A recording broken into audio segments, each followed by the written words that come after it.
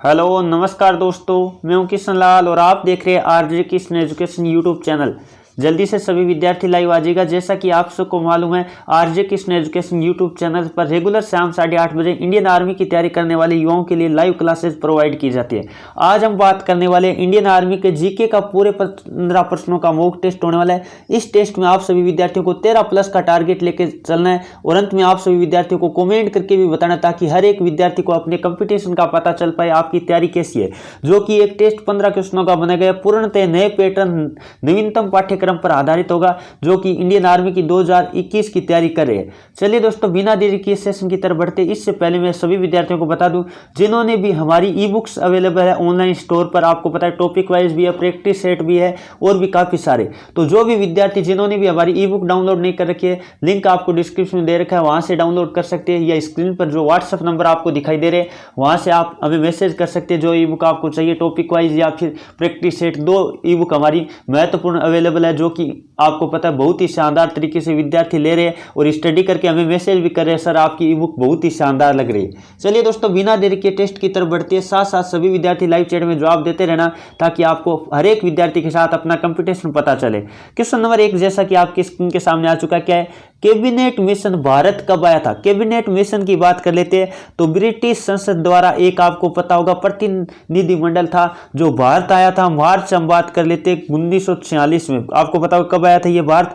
मार्च 1946 में आया था। बिल्कुल जो ऑप्शन नंबर सी बता रहे, बिल्कुल उनका उत्तर सी है। और यदि मैं बात करूं क्रिप्स मिशन, तो मार्च 1942, ये भी आपको ध्यान रख लेना है। चलिए दोस्तों आगे बढ़े। अगला क्वेश्चन नंबर बात कर लेते हैं, जो कि आपके स्क्रीन के सामने लेते हैं 2 नंबर क्वेश्चन, जो कि बेहद इंपॉर्टेंट दे रखा है। सुदर्शन झील का निर्माण किसने करवाया था? सुदर्शन झील की बात करें तो बिल्कुल जो ऑप्शन नंबर कौन सा बता रहे हैं? बी बता रहे, चंद्रगुप्त मौर्य, बिल्कुल उनका उत्तर सी। चंद्रगुप्त मौर्य की बात कर लेते हैं तो आपको पता होगा भारत में आने वाले प्रथम विदेशी यात्री मेगास्थनीज था, वो भी आपको पता होगा चंद्रगुप्त मौर्य के काल में भारत आया था। और चंद्रगुप्त मौर्य के काल में जो मेगास्थनीज भारत आया था, उन्होंने एक पुस्तक लिखी थी इंडिका, जिसमें मौर्यकालीन सभ्यता का वर्णन मिलता है। चलिए दोस्तों आगे बढ़े। अगला क्वेश्चन नंबर बात कर लेते हैं 3 नंबर आपकी स्क्रीन के सामने आगे क्या दे रखा है? सेवा सदन उपन्यास के रचनाकार कौन है? सेवा सदन उपन्यास के रचनाकार की बात करें तो बिल्कुल जो ऑप्शन नंबर ए बता रहे हैं, मुंशी प्रेमचंद, बिल्कुल का उत्तर सी है।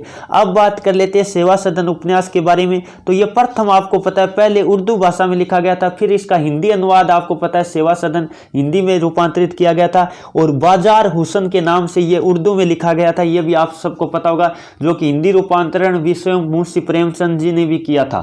चलिए दोस्तों आगे बढ़े। अगला क्वेश्चन नंबर बात कर लेते हैं, जो कि 4 नंबर आपके स्क्रीन के सामने आ गए। तेरह ताली नृत्य किस राज्य में संबंधित है?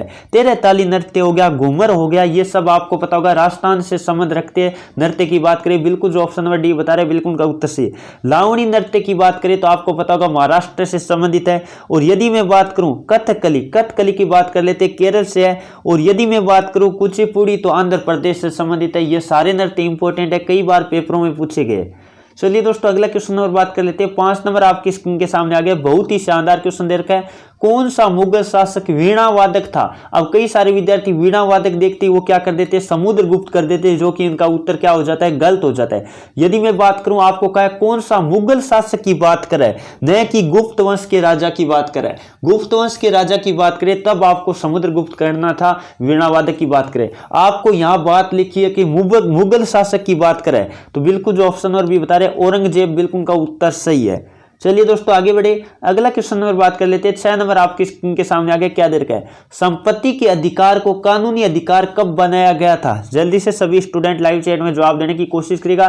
थोड़ा सा आप करेक्शन कर लो, या 1978 कर लो। कितना कर लो? 1978। थोड़ा सा टाइपिंग भी प्रिंट हो रखा है, तो बिल्कुल जो ऑप्शन नंबर बी बता रहे 1978, बिल्कुल का उत्तर सही है।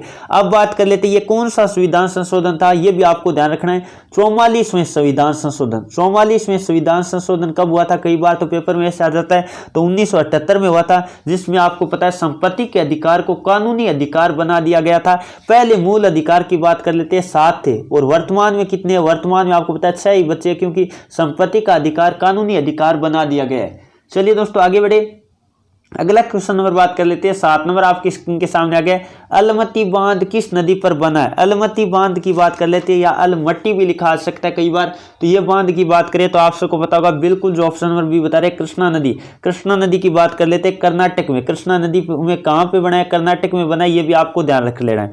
और भाखड़ा नागल बांध की बात करें तो वह सतलुज नदी पर है, ये भी आप सभी विद्यार्थियों को नोट कर लेना है। चलिए दोस्तों आगे बढ़े, अगला क्वेश्चन नंबर बात कर लेते हैं। 8 नंबर आपकी स्क्रीन के सामने आ गए। सेंट जॉर्ज का किला कहां पर है? सेंट जॉर्ज के किले की बात करें, जल्दी से बताने की कोशिश करेगा। बिल्कुल जो ऑप्शन नंबर बी बता रहे चेन्नई, बिल्कुल का उत्तर सही है। चलिए दोस्तों आगे बढ़े, अगला क्वेश्चन नंबर बात कर लेते हैं। 9 नंबर आपकी स्क्रीन के सामने आ गया। बहुत ही शानदार क्वेश्चन है, क्योंकि राज्य दर्शन से संबंधित कई बार क्वेश्चन आर्मी के पेपर में बहुत ही ज्यादा पूछे जाते हैं। जैसे कि क्वेश्चन नंबर 9 आपको दे रखा है, पॉलीथीन पर रोक लगाने वाला भारत का प्रथम राज्य कौन था? पॉलीथीन पर रोक लगाने की बात करें तो भारत का प्रथम राज्य की बात करें तो 1998 में आपको पता होगा सिक्किम राज्य ने सर्वप्रथम पॉलीथीन पर क्या लगाया था? रोक लगाया था। और रेलवे नहीं है। अब कई बार पीछे क्वेश्चन एक ऐसा आया था, आपको पता है ऐसा कौन सा राज्य है जहां कोई भी रेलवे नहीं है? तो रेलवे नहीं है यानी बात करें तो वो भी सिक्किम है। ये भी सभी विद्यार्थियों को नोट कर लेना है। चलिए दोस्तों आगे बढ़े, बहुत ही शानदार क्वेश्चन था, काफी सारे विद्यार्थियों ने लाइव चैट में जवाब भी दे दिया। चलिए आगे बढ़ते हैं, अगला क्वेश्चन नंबर बात कर लेते हैं, जो कि आपके स्क्रीन के सामने आ गया। क्या दे रखा है? 10 नंबर। भारतीय रेलवे का राष्ट्रीयकरण कब हुआ था? भारतीय रेलवे की राष्ट्रीयकरण की बात करें तो आप सबको पता होगा, बिल्कुल जो ऑप्शन नंबर सी बता रहे हैं 1950, बिल्कुल का उत्तर सी है।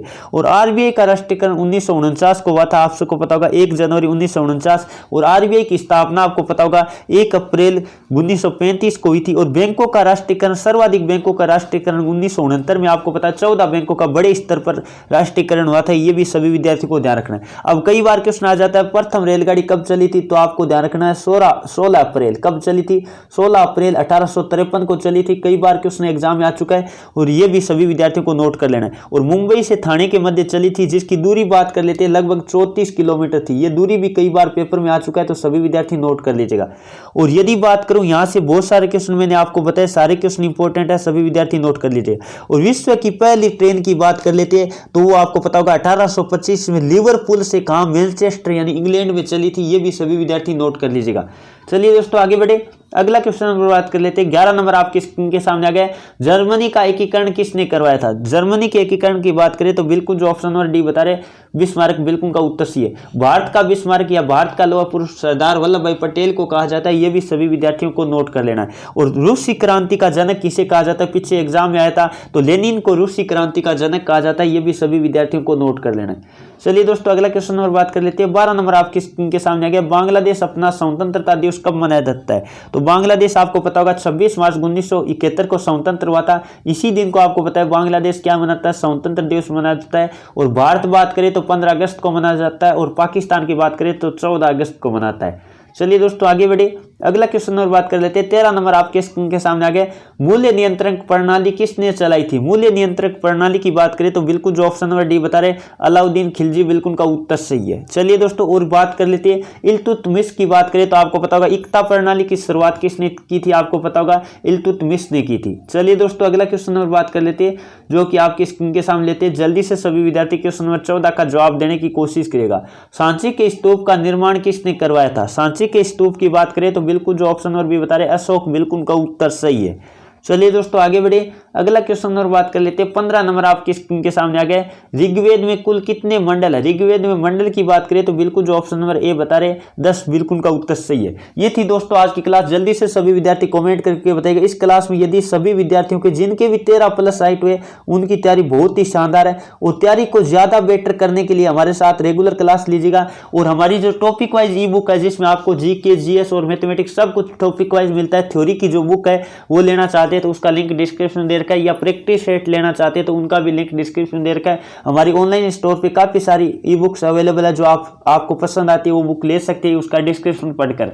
और जिन विद्यार्थियों को वहां से लेना समझ में नहीं आता है, आपके सामने व्हाट्सअप नंबर दिखाई दे रहा है, उस पर मैसेज कीजिएगा ई बुक लिखकर, ताकि आपको जो लिंक आएगा वहां लिंक पर आप क्लिक करके परचेज कर सकते हैं। और क्लास कैसी लगी कमेंट करके जरूर बताइएगा। उम्मीद करता हूँ आज की क्लास आपको पसंद आई, तो क्लास को लाइक कीजिए और अपने दोस्तों को शेयर कीजिए। और जो भी विद्यार्थी हमसे टेलीग्राम पे नहीं जुड़ा है, टेलीग्राम चैनल का लिंक भी डिस्क्रिप्शन दे रखा है, वहां भी जुड़िएगा, ताकि हर एक अपडेट आती है जो भी एग्जाम रिलेटिव हो या भर्ती से रिलेटिव हो वो आपको वहां हम देते रहे, ताकि न्यूज भी आपको मिलती रहे साथ साथ जो भी अपडेट होती है। चलिए दोस्तों आज के सेशन को मैं यही समाप्त करता हूं। Thank you for watching. जय हिंद, जय भारत।